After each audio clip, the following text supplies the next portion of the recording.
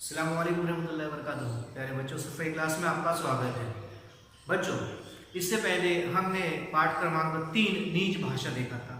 आज हम देखेंगे पाठ क्रमांक 4 मान जा मेरे मन, रामेश्वर सिंह कश्यप द्वारा लिखित। प्यारे बच्चों, लेखक ने इस पाठ में बताया है कि हास्य व्यंग्यात्मक निबंध। बच्चों, यहाँ पर एक ये हास्य व्यंग्यात्मक निबंध है। हास्य व्यंग यानी जिस पर हास्य ढंग से व्यंग किया गया है, टिप्पणी की गई। व्यंग किस पर किया गया है? व्यंग किया गया है उन लोगों पर जो अपने मन की इच्छाओं पर काबू नहीं रख पाते हैं। देखते हैं किस प्रकार से। प्यारे बच्चों, लेखक यहाँ कहता है कि मुझ में और मेरे मन में ठन सी गई थी। बात बिगड़ने का कारण क्या था? लेखक कहते हैं कि बात बिगड़ने का कारण यह था कि मन मेरी बात मानता ही नहीं। वे कहते हैं कि मेरे यहाँ गलती मेरी ही है, क्योंकि मैंने अपने मन को बचपन ही से आज़ादी दे रखी थी। इसलिए वो बेलगाम घोड़े की तरह हो गया था। बेलगाम घोड़ा। बच्चों, बेलगाम घोड़ा जिस तरह से अपने मनचाहे ढंग से इधर उधर दौड़ता रहता है, उसी तरह से जिस मन पर हमारा कंट्रोल नहीं, हमारा नियंत्रण नहीं होता, वे भी इधर उधर हमको हमारी इच्छाओं को ले जाता रहता है। बच्चों, यहाँ पर लेखक कहता है कि मन को मैंने ही बचपन ही से काफी छूट दे रखी। आज मैं बूढ़ा हो चुका हूँ। आज लेखक कहता है कि आज मैं बूढ़ा हो चुका हूँ और बुढ़ापे की दहलीज पर मेरे कदम हैं, फिर भी यह मन मेरी बात नहीं मानता। लेखक कहता है कि मैं स्वयं चलित मशीन का टिकट मेरे हाथ में था। स्वयं चलित मशीन, बच्चों आपने देखा होगा कि रेलवे स्टेशन, बस स्थानक, यहाँ पर जो मशीनें होती है जो वेट बताती है, उसी तरह से लेखक कहते हैं कि एक मेरे पास में स्वयं चलित मशीन का टिकट था, जिसमें लिखा एक टिप्पणी लिखी हुई थी। उस पर लिखा हुआ था कि आप प्रगतिशील हैं लेकिन गलत दिशा में। प्यारे बच्चों, यहाँ पर लेखक कहते हैं कि वे प्रगतिशील है लेकिन गलत दिशा में प्रगतिशील है।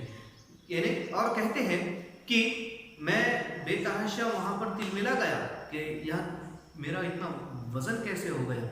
वे कहते हैं कि लेखक उस इबारत को मन को बताते हुए कहते हैं कि मन भाई, यह देखिए कि मेरा वजन कितना है। डॉक्टर भी कहता है कि इतना वजन अधिक बात नहीं है। और वे आगे एक कमरे में उनका मन जो है वो चहलकदमी कर रहा था। उन्होंने मन को बहुत समझाया कि तुम मेरे नियंत्रण में रहो, मेरा वजन बहुत बढ़ गया है। डॉक्टर भी कहता है कि तुम्हारा वजन जो है 4 मन से ज्यादा है और उसमें 3 सेर और अधिक है। बच्चों, एक मन होता है 40 किलो का। लेखक कहता है कि तुम्हारा वजन जो है वो 3 मन से ज्यादा, 3 मन है। और उसके बाद कहते हैं एक सेर बच्चों 1 किलो का होता है। यानी इस गुणन के हिसाब से जो है लेखक का वजन जो होता है 127 किलो होता है। प्यारे बच्चों, तो इस प्रकार से लेखक का वजन अधिक होने की वजह से वे हर बार एक ही चीज में लगा हुआ होता है कि मैं अपना वजन कम करूं, किसी तरह से मेरा मन मेरे नियंत्रण में आ जाए। बच्चों, लेखक यहाँ पर बहुत उदासी भरे वो कहता है कि मन भाई, मैं बाजार जाता हूँ तो बाजार में मैं एक स्वयं चलित मशीन में मैं खड़ा हुआ तो वहां पर किसी प्रकार का कोई वजन नहीं बताया और एक इबारत निकले और उसमें लिखा हुआ आया कि कृपया करके एक समय में एक ही आदमी खड़ा रहे। वो कहता है कि अकेला दर्जी मुझको नाप नहीं सकता, रिक्शे वाले मुझको देखते से भाग जाते हैं। इससे अंदाजा होता है बच्चों कि लेखक का वजन अधिक था।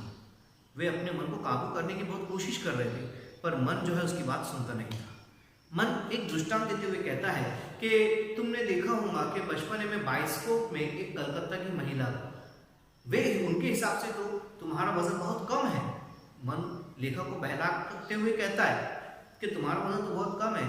लेखक कहता है कि मन भाई, अगर से मेरा मन, मेरी जीवन, मेरा जिंदगी अगर से बाइस्कोप होती तो क्या रोक था। वे कहते हैं कि मैं व्यक्तिगत आक्षेप सुनकर मैं तिलमिला उठा हूं, मैं परेशान हो गया। व्यक्तिगत आक्षेप, लोगों द्वारा टिप्पणी करना, व्यक्तिगत आक्षेप।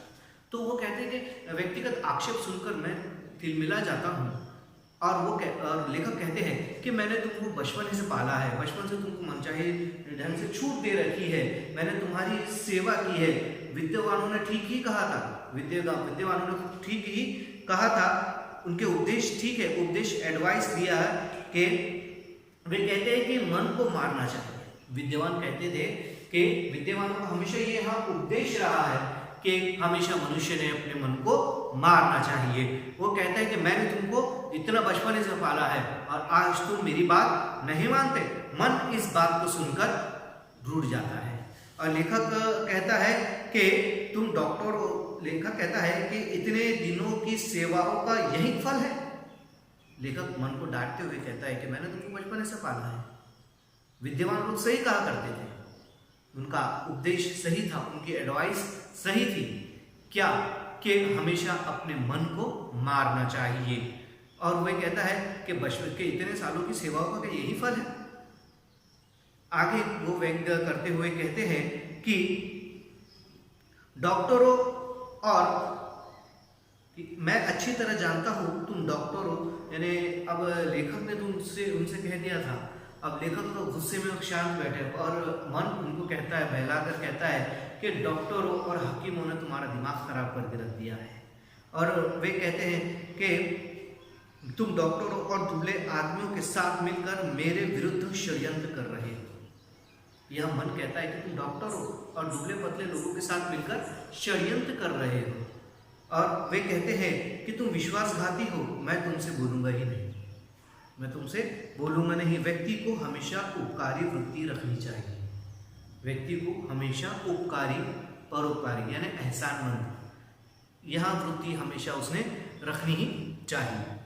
तो बच्चों, जब लेखक कहते हैं कि हमेशा हमें अपने मन को मार कर रखना चाहिए, यहाँ यदि हम अपने मन को मार कर नहीं रखेंगे तो वे हमारे लिए अच्छा नहीं होगा। वे हमारे लिए जो एक समस्याओं का निर्माण होगा, जिससे हमारा मोटापा बढ़ेगा और अलग अलग कई तरीके बच्चों के हमें हमेशा अपने मन को मार के रखना चाहिए। मन एक बेलगाम घोड़े की तरह होता है जो हमारे अंदर एक के बाद एक क्या होता है, यानी एक के बाद एक हमारी इच्छाओं को बढ़ाता जाता है। यदि हम हमारे मन को नियंत्रित रखें, यदि हम हमारे मन को कंट्रोल करके रखें, तो बच्चों हम हमेशा हमारे मन को हम कंट्रोल रखें तो हम हमारी इच्छाओं को मार सकते हैं। वे आगे लेखक यहाँ पर आगे कहते हैं कि मन मुझसे रूठ गया था, मेरा मन मुंह मोड़कर सिसकने लगा और मुझे लेने के देने पड़ गए। लेखक कहता है कि मेरा मन मुझसे मुंह फेर लिया, मेरा मन मुझसे रूठ गया और मुझको लेने के देने पड़ गए। मैं भी निराश होकर अर्थस्वर में भजन गाने लगा। जा दिन मन पंछी उड़ी जहे, मेरी आवाज से दीवार पर टंगे कैलेंडर डोलने लगे और दीवारों पर कैलेंडर डोलने लगे। जैसा बोलने लगा पर मेरा मन ना माना, मेरा मन उसी तरह से रूठा सा रह गया। फिर मैंने और मन ने आंसू पोंछ लिए मगर बोला कुछ नहीं। मैं सीधा नए काट के कंठे में नया संगीत दोहराने लगा। मान जा मेरे मन, चांद तू मैं गगन, फूल तू मैं चमन, मान जा मेरे मन, तुझसे मेरी लगन, मान जा मेरे मन। और आखिर मन साहब मुस्कुराने लगे, बोले तुम चाहते क्या हो। आखिर अब लेखक ने अपने मन को बहलाने के लिए, अपने मन को मनाने के लिए एक भजन गाया।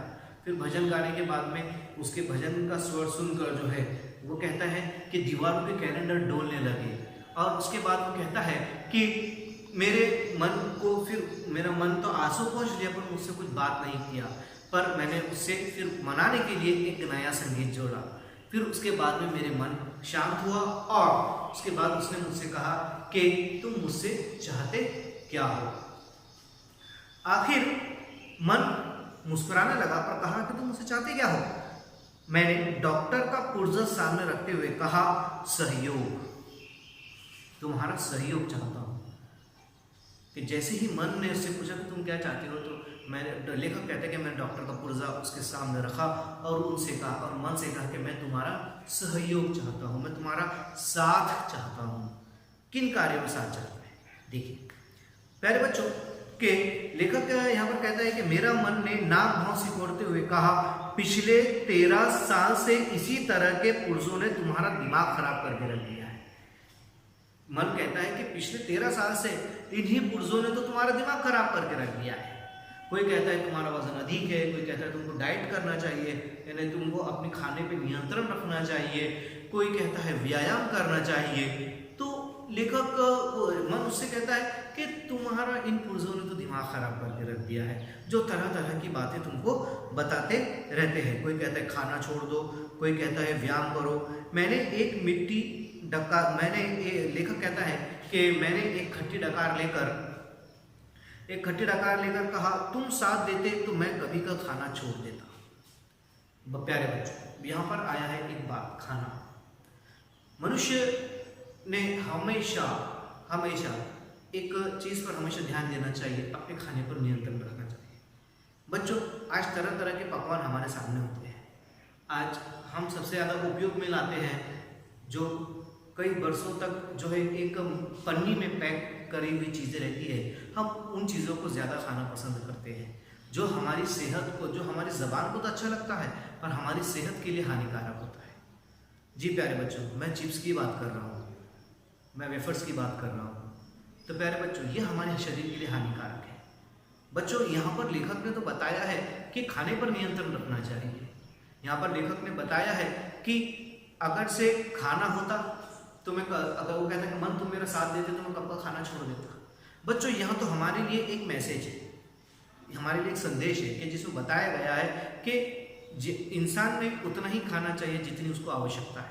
प्यारे बच्चों, हमने हमेशा घर की हुई बनी हुई चीज़ें खाना चाहिए, बाहर की चीज़ों को अवॉइड करना चाहिए। हमने हमेशा वेफर्स नहीं खाना चाहिए, घर की बनी हुई चीज़ें खाना चाहिए। तो बच्चों, ये हमारी सेहत के लिए अच्छी चीज़ें हैं।